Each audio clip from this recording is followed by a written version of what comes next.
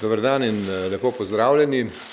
Danes popoldan, kot veste, je bilo glasovanje v Državnem zboru in kot tudi seveda veste, kandidat za mandatarja za sestavo nove slovenske vlade, gospod Zoran Janković, ki sem ga predlagal pred časom, danes ni bil izvoljen.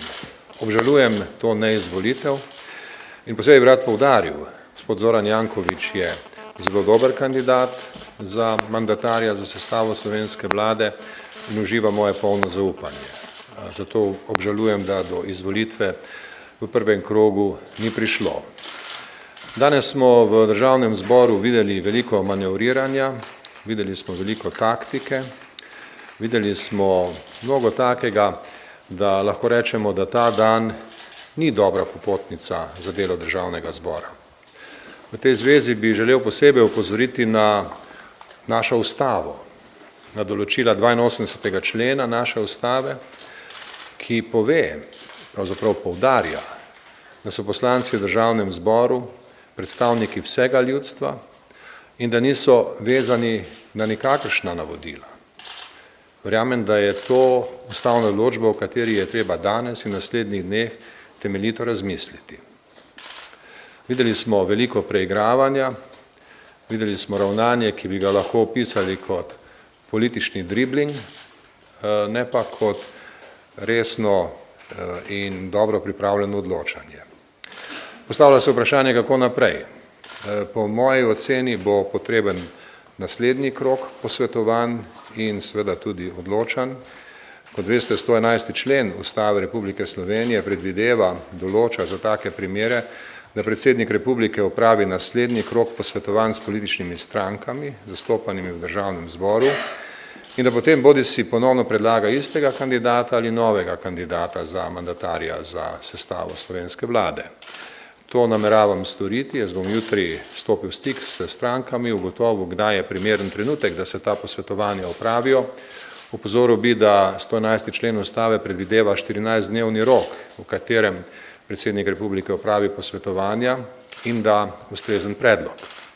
Kaj več v tem trenutku pravzaprav ni mogoče napovedati, kajti vse od tu naprej je predmet mojih pogovorov s strankami in ne bi bilo prav, da bi poskušal v tem trenutku kakorkoli napovedovati dejavnosti, ki so povezane s posvetovanjem.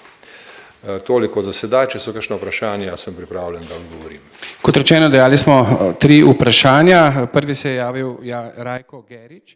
Prosim vas tudi, da se predstavite, ker smo neposredno v prenosu tudi preko naše internetne strani. Rajko Gerič, TV Slovenija.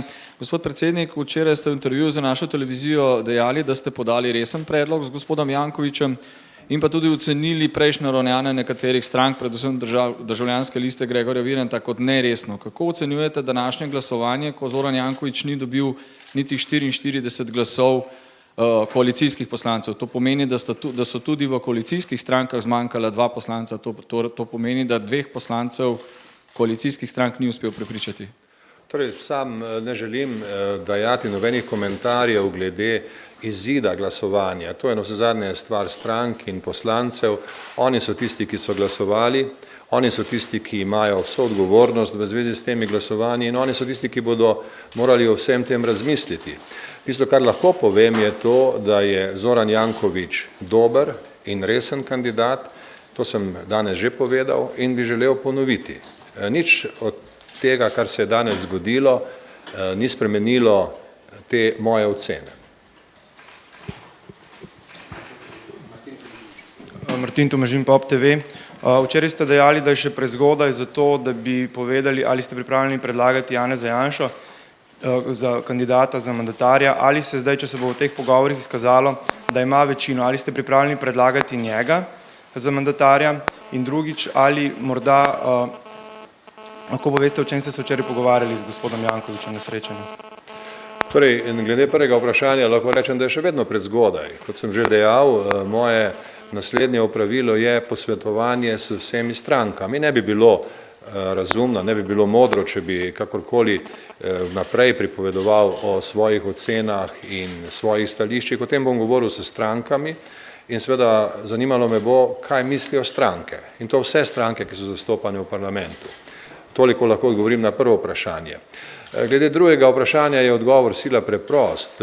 Z gospodom Jankovićem sva ponovno pregledala njegove priprave za kandidaturo.